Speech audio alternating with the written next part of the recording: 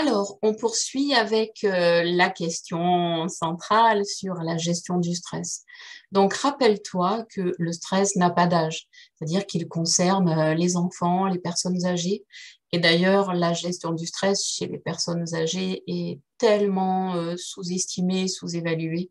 Vieillir est aussi un facteur de stress pour beaucoup, la fin de vie aussi.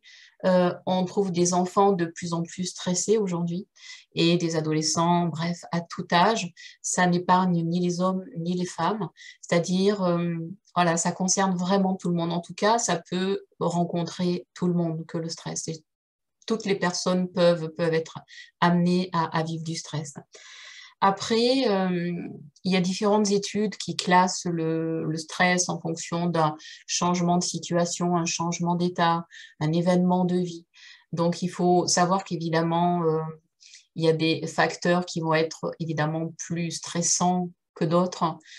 Par exemple, un déménagement, c'est sujet à stress, à augmenter le stress.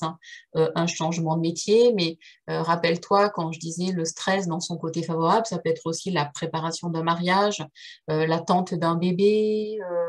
Voilà, ça peut être évidemment des facteurs positifs. Je l'ai peut-être pas assez dit avant, mais le stress, hein, quand je disais qu'il fait état des événements de nos vies, évidemment que les aspects positifs en font partie, sauf que dans la mesure où ils sont positifs, la ressource mobilisée pour faire face à un événement heureux ou profitable, enfin favorable, est très très très bénéfique, hein, vraiment.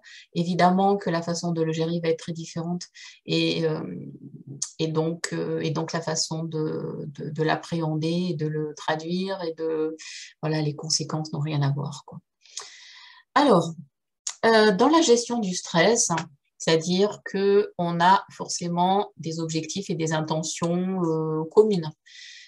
Communes, ça veut dire que ça repose sur des axes fondamentaux. Donc, on va rechercher la cohérence, c'est-à-dire la cohérence, c'est-à-dire cet état d'être où ton cœur et ton cerveau sont deux intelligences qui travaillent ensemble. Et cette intelligence, quand tu te mets à l'écoute, ça va te centrer, ça te remet à l'intérieur de toi.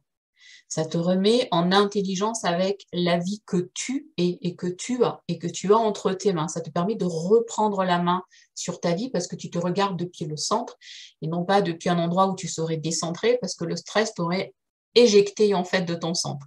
Donc là, on cherche ce recentrage, voire ce centrage.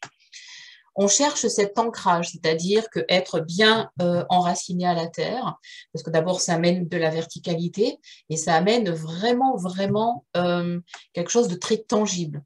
Donc ça amène quelque chose qui est très sécure, bien évidemment, et qui amène vraiment cette verticalité-là. Donc l'objectif commun, évidemment, c'est l'apaisement, c'est-à-dire la détente, la réassurance, la richesse des ressources et des potentiels qui sont les tiens, cette façon de se sentir capable, digne, compétent, à la hauteur. Parce que rappelle-toi que le stress, c'est une façon qu'on aurait de penser que nous ne sommes pas assez ou pas adaptés ou pas opérationnels ou pas suffisants pour faire face à une situation. Et c'est cette croyance qui nous fait croire que nous ne sommes pas capables qui va générer le stress comme si en fait ça nous enlevait encore en plus des moyens supplémentaires. Donc c'est cet apaisement par le cœur et par le mental, je peux, et en même temps je me sens bien. Donc, un autre objectif commun, c'est l'alignement. Alors, c'est assez proche hein, de centrage et cohérence, hein, mais l'alignement, c'est-à-dire qu'on va rajouter la notion de valeur. Il y a une sorte d'alignement entre ce que je vis et ce que je veux. C'est-à-dire, c'est une cohérence encore plus globale. C'est-à-dire, par exemple, si j'ai un travail qui me convient, je suis alignée jusque dans mon travail. Mais si je fais ça et que ça me plaît pas, je suis pas alignée. Il y a quelque chose dans ma vie qui n'est pas dans l'axe et ma vie, elle est bancale. Et s'il y a le moindre truc, en fait, je peux être plus vulnérable au stress. Et enfin, un objectif commun qui est aussi une conséquence quand on fait ce travail de gestion du stress, c'est la sécurité, un sentiment de ce que j'appelle moi la sécurité de base, c'est sentir dans son fort intérieur qu'on est posé en soi, on est centré, on est ancré, on a atteint cet état de cohérence, on se sent apaisé, on est aligné. Notre je suis, notre je fais et ce que je vis sont vraiment dans cet alignement, une cohérence globale et ça donne un profond sentiment de sécurité. Vraiment, ça installe vraiment et c'est important d'aller retrouver ce sentiment de sécurité. Alors, ce n'est pas linéaire. Ça peut être dans un cercle. On peut commencer par un point selon la sensibilité, selon le besoin. Tout le monde n'a pas besoin de répondre à tous ces objectifs. Mais si on a un état de stress, on peut avoir besoin de se recentrer pour apaiser et ramener de la sécurité ou au contraire d'être sur l'alignement pour les valeurs pour revenir à un état de cohérence qui va ensuite ramener, elle, de la sécurité. Voilà, donc en fait, faut pas le voir comme un processus linéaire, mais comme un ensemble de points qui se complètent et s'alimentent. Et des fois, c'est un peu cause-conséquence. Un peut être avant l'autre et engendrer l'autre. Et pour quelqu'un d'autre, ça peut être l'inverse. Donc voilà, mais juste en tout cas, ce sont des objectifs communs. Alors, ensuite, on passe sur les axes d'action. Donc, quand on parle du stress, et tu l'as peut-être remarqué dans ton activité professionnelle ou si tu es indépendant, peut-être dans la façon dont tu gères le temps, parce que quand on travaille à son compte, la gestion du temps est un facteur important à prendre en compte, qu'il y avait quand même des axes d'action communes pour arriver à la gestion d'un stress qui soit une vraie gestion du stress. Alors, donc évidemment, ce qui nous est comment dire ça? Le rapport au temps fait partie d'un des éléments centraux, majeurs, incontournables de la gestion du stress. C'est souvent par le je manque de temps, j'y arriverai pas, ça va trop vite. Ce rapport à la temporalité, c'est vraiment ce rapport au temps, à la durée, au temps nécessaire ou au temps que tu crois manquer ou ne pas avoir suffisamment qui vont générer la plupart du temps du stress. Donc, ce rapport au temps est un facteur important. Ensuite, il y a la façon de gérer les émotions et comme je disais précédemment, donc la peur, je dirais même les peurs, les craintes, ce que tu redoutes le plus. Des fois, c'est même des peurs inavouables. En tout cas, ce sont des craintes et des réserves qui te font te mettre en retrait, en repli, ou au contraire, en faire trop. Rappelle-toi, par exemple, dans la première question, quand je te demandais, mais comment tu réagis, toi, au stress? Il y a des gens qui vont se faire discrets, et il y a des personnes qui vont en faire, mais beaucoup vont se faire marquer, parce qu'en fait, c'est leur façon de gérer. Ils vont se rendre comme indispensables, incontournables, et ils vont faire vraiment beaucoup. Voilà, mais tout ça, c'est une réponse émotionnelle à la peur, à la crainte de ne pas y arriver, de ne pas être à la hauteur. Donc, la gestion des émotions est évidemment, enfin, rentre en ligne de compte par rapport à un plan d'action dans la gestion des émotions. Ensuite, bien sûr, on a la gestion de l'environnement. Parce que si tu es en conflit avec ta collègue que tu vois tous les jours au bureau qui est le plus proche du tien, évidemment, ton environnement impacte ta vie et pas seulement professionnelle. Donc, c'est toute la gestion de l'environnement, donc pro ou perso, de façon à réguler les tensions ou sources de pression qui pourraient s'y exercer. Voilà. Et c'est pas forcément un rapport à l'autorité. Hein. Alors, je sais qu'évidemment, ça peut exister, hein, mais ce n'est pas que ça. Ça peut être un simple collègue, ça peut être un client, un patient, ça peut être un agenda surbooké. Et là, on aura l'environnement avec la gestion du temps, la peur de ne pas répondre à toutes les demandes. Est-ce que tu t'autorises à prendre des vacances, à faire des pauses? Donc, vraiment, l'environnement, c'est vraiment ton contexte. C'est vraiment les faits dans un environnement. Donc là, je dirais qu'on avait le temps et l'environnement, là, on a l'espace, c'est-à-dire comment ça se place dans l'espace. Et ensuite, sur le dernier axe, on a évidemment le rapport aux autres, donc l'altérité. C'est tout le champ du relationnel. Si tu es en conflit avec ton conjoint ou ta conjointe depuis des jours, des nuits, des mois, voire des années, il est possible que cette relation soit devenue source de stress pour toi. Si tu es en conflit avec ton voisin pour un problème de voisinage, c'est évidemment un problème d'environnement, mais aussi de relation. Donc tu vois que en fait ça s'entrecroise et bien sûr ça se complète.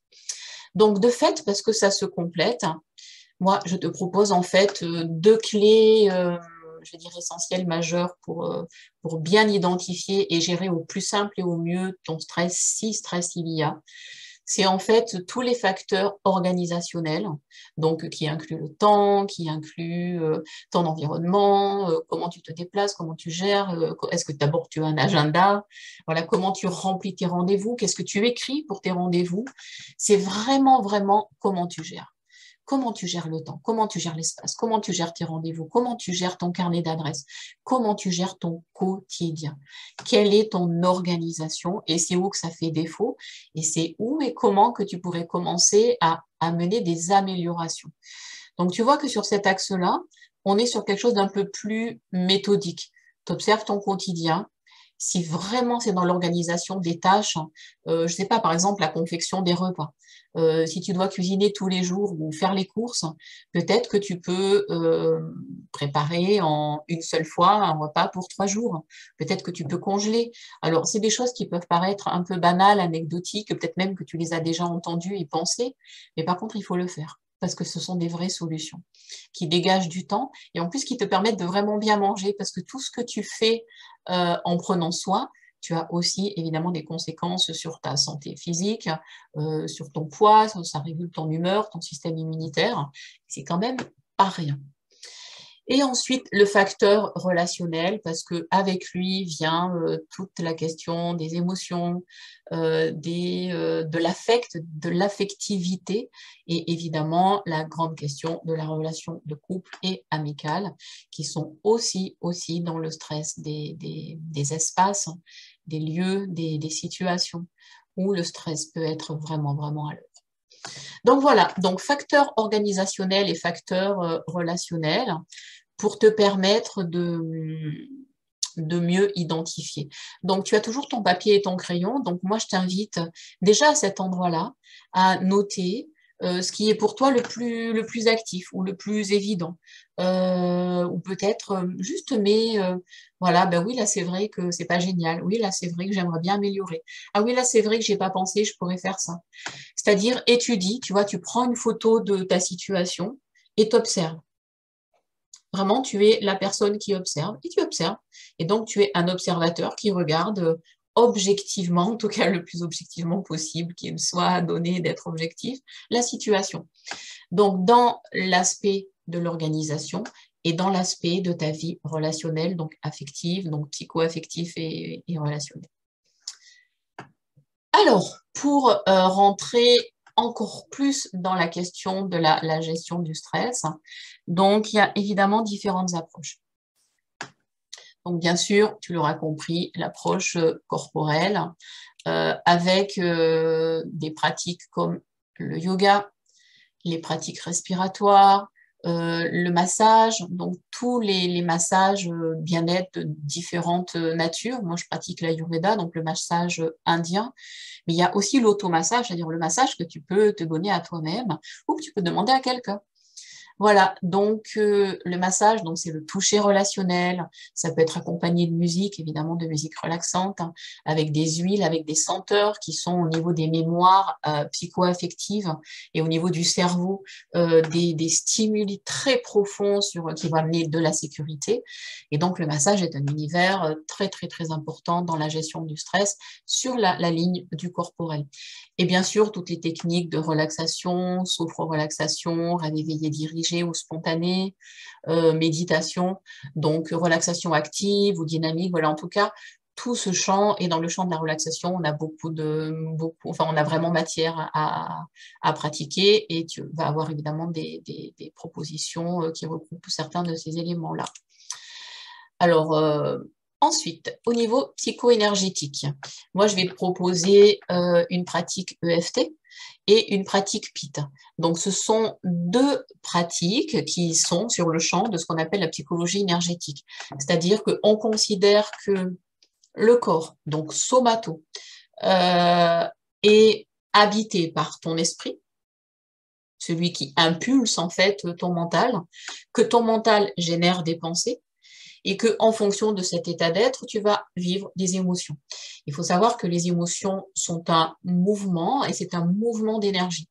Donc, quand on travaille, par exemple, en EFT sur des points qu'on appelle de tapis, où on va être à certains endroits du corps pour aller vraiment stimuler des points, tu vas faire ce travail sur à la fois l'énergie, sur des points qu'on appelle aussi des méridiens, et sur l'énergie qui circule pour que vraiment dans les couloirs du temps, enfin moi j'appelle ça les couloirs du temps, cette énergie se remette en mouvement et donc en se libérant, te redonne un surplus d'énergie que tu pourras mettre au service évidemment de ton bien-être. Donc si tu veux en savoir plus sur l'EFT, là c'est pas le but, je ne vais pas parler pendant des heures de l'EFT, tu peux aller sur mon site corinedibattista.com, il y a des articles, voilà, il y a même des pratiques, tu peux vraiment y aller et tu auras vraiment des détails très, très, très fournis à ce sujet. Et idem sur cette seconde pratique qui est PIT. PIT qui est un ensemble de protocoles, ce sont des processus donc de psychologie énergétique. On dit que c'est de l'EFT quantique, quantique au sens informationnel, c'est-à-dire qu'on travaille sur le plan informationnel. Il faut savoir que l'information, elle est avant même l'énergie, parce que tout dans le champ quantique est pure information. Donc avec PIT, on travaille sur de la réinformation et de la reprogrammation. Voilà, donc tu auras un procédé PIT qui est le procédé que tu peux faire tout seul. Dans PIT, il y a quand même des procédés qui nécessitent d'être accompagnés. Là, je te propose un protocole qui est mais hyper efficace, hyper facile, hyper simple et que tu peux évidemment faire tout seul. Ensuite, dans les autres approches et les propositions, il y a tout ce qui est coaching mental. Donc évidemment, c'est réinformer et remettre de la cohérence entre les pensées, les actions et les paroles pour que vraiment ça aille dans la direction évidemment de tes choix et de ce que tu désires et souhaites. Donc ça nécessite évidemment de faire de la clarté sur la direction que tu veux emprunter. Et donc le coaching mental, la visualisation et toutes les techniques de communication. Donc, au niveau comportemental, il y a vraiment toutes les pratiques qui sont engagées au niveau de la psyché, au niveau de l'inconscient et du subconscient. On a dans ces sphères-là le rêve éveillé dirigé, tu en auras aussi un avec une visualisation à l'intérieur. Et le coaching mental fait partie de la clarté qui sera amenée par ce travail avec le rêve éveillé dirigé. Et enfin, tu as une autre approche qui est l'approche plus créative, c'est l'approche artistique. Voilà, et nul besoin d'être un artiste accompli ou qui fait je ne sais quoi pour se considérer être artiste. Moi, je crois et je pense sincèrement que nous sommes tous des artistes, sauf qu'on ne développe pas notre créativité de la même façon. Ça peut être dans la façon dont on parle à quelqu'un, dont on fait son jardin, dont on agence sa maison, dont on cuisine. Ça peut être en peignant, en chantant, en dansant, en rêvant. Voilà, il y a vraiment une multitude de façons. Mais dans les pratiques, en tout cas que moi je connais, en tout cas, il y a les pratiques sur l'art de travailler des mandalas. Donc ça, évidemment, tu peux créer des mandalas, tu peux le faire même pour toi-même, le créer toi-même. Toutes les techniques du chant, parce qu'il y a tellement d'ancrage, de respiration. Donc, je sais pas, tu étais peut-être là cette année avec les ateliers Evox, donc autour de ce travail de la voix dans le corps et dans l'espace. Mais en tout cas, voilà, ce sont des techniques vraiment magnifiques.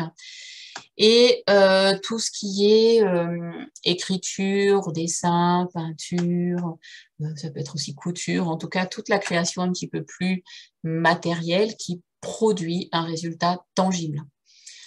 Tangible au sens, tu peux le cacher, le montrer, peu importe, mais en tout cas, tu as un résultat, tu as une production, tu as quelque chose qui est devant tes yeux, c'est palpable, c'est réel, c'est vraiment du concret, c'est vraiment de la création dans la matière.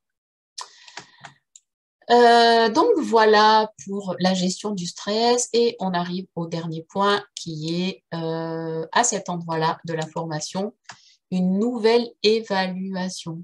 Voilà, donc c'est-à-dire qu'à cet endroit-là, tu commences à avoir une idée un peu plus claire du fonctionnement, des raisons, des causes, du contexte, de ce que tu vis et de ce que tu veux faire et maintenant ce que tu vas décider.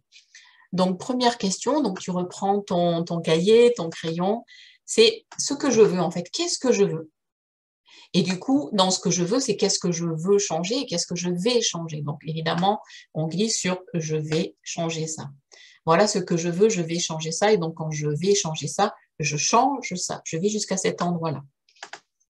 Donc, prends le temps de noter, ça peut être, voilà, je vais prendre plus soin de moi, je vais prendre plus soin de la relation, je vais faire l'un après l'autre dans tel sens, je vais réorganiser ma façon d'agencer mes journées ou peut-être mes week-ends, je vais prendre plus de temps, je vais voir au niveau de mon sommeil, l'heure à laquelle je me couche, ce que je mange, peut-être le soir, voilà. Qu'est-ce que je veux changer, qu'est-ce que je vais changer, et donc dans quelle direction je décide d'aller. Donc, seconde question, tu as dû identifier l'axe qui est le plus concerné pour toi. Voilà, est-ce que c'est plus en termes d'organisation, de relation? Est-ce que du coup, est-ce que c'est plus en rapport au temps ou à l'espace? Est-ce que c'est plus personnel ou professionnel? Est-ce que c'est plus affectif ou comportemental? Voilà, trouve l'axe qui est le tien, parce que évidemment, tu sais que la clarté, c'est la force, et en étant plus en clarté, évidemment, tu pourras mieux cibler par rapport aux outils, et ne serait-ce que par rapport en portant ton attention à cet endroit-là, tu sais que là où on porte notre attention, l'énergie va, et donc déjà, tu seras déjà en train de commencer de changer ça. Donc, si tu as plusieurs axes, si tu as plusieurs sphères de vie qui sont concernées, il va falloir hiérarchiser. Donc, par quoi je vais commencer? C'est quoi ma priorité? Ou en tout cas, par quoi j'ai envie de commencer. Et c'est OK. Juste, c'est par là que je vais commencer. Donc, note, je vais commencer par ceci, et puis je vais poursuivre, et je vais encore faire cela. Par quoi je vais donc, évidemment, commencer et effectivement me mettre à mon service pour vivre la meilleure des vies possibles. Ensuite, une question importante, tu sais, on parlait de la gestion du temps, du rapport au temps. Donc, la fréquence que tu te fixes, c'est vraiment ce rapport au temps. C'est-à-dire, comme je le disais dans une autre vidéo, peu importe que tu décides que ce soit 3 fois par jour, 1 fois par semaine, hein, évidemment, tu ne peux pas faire moins à mon avis, mais c'est important que tu le décides. Donc, on est bien clair sur des pratiques. 3 fois par jour, c'est l'idéal. Et c'est des séquences courtes de 2 à 3 minutes. Donc, c'est vrai que, évidemment, ça peut être calé dans le temps d'une journée. Mais c'est important que tu te fixes une fréquence et aussi le moment de la journée où tu vas faire ça, où tu vas pratiquer. Et enfin, à quelle date tu escomptes avoir des résultats, combien de temps tu te donnes. Donc, du coup, quels sont tes objectifs? Donc, tu peux reprendre les objectifs qui étaient ton objectif de formation au tout début, la première vidéo, et les résultats que tu envisages. C'est-à-dire que, par exemple, en changeant tes émotions, tu vas peut-être mieux gérer ta relation avec ton amoureux, ton amoureuse. Et de fait, les résultats envisagés vont être de profiter plus l'un de l'autre, nourrir la relation, se faire des cadeaux mutuels dans une présence apaisée. Ça peut être surprendre l'autre, ça peut être prendre soin de soi et puis pourquoi pas être dans une séduction assumée et assurée qui permet de redonner aussi à la relation de la valeur et de la beauté. Donc voilà, dans quel axe tu as envie d'aller pour avoir non seulement des résultats, mais évidemment par rapport à ce que tu envisages, par rapport à ce que toi, tu escomptes. Voilà, donc je vais m'arrêter là. Donc voilà, prends le temps de bien noter parce que c'est important. Prends le temps de vraiment détailler, d'être vraiment le plus précis possible, de voilà, de chérir cette attention-là parce que c'est le bien que tu te donnes déjà et c'est donc ton aptitude à déjà prendre soin. Et déjà là, tu es déjà en train de changer la donne, de changer d'expérience. Donc ça mérite d'être fait et ça fait partie du chemin que d'identifier, que d'amener de la clarté, que d'avoir des intentions claires qui vont produire des résultats clairs et donc des résultats surtout tangibles parce que c'est important de savoir où tu veux aller et comment tu veux te sentir. Et même si le fait d'être dans cette formation, ça peut être évidemment plus ou moins évident, écris-le, pose-le, ancre-le, officialise-le. Et je t'invite à noter cette dernière phrase en disant « Je m'autorise résolument à ». Je me donne la permission dorénavant de vivre dans cette sphère de vie de telle et telle façon et de me sentir, et tu complètes. Donc, je m'autorise et je permets. Je me donne la permission. Voilà, je te laisse prendre le temps de compléter, mais vraiment prends le temps s'il faut réécoute cette vidéo Et quand tu seras OK, je te retrouve dans la dernière vidéo avec la présentation des outils que je te propose et des pratiques que je te propose.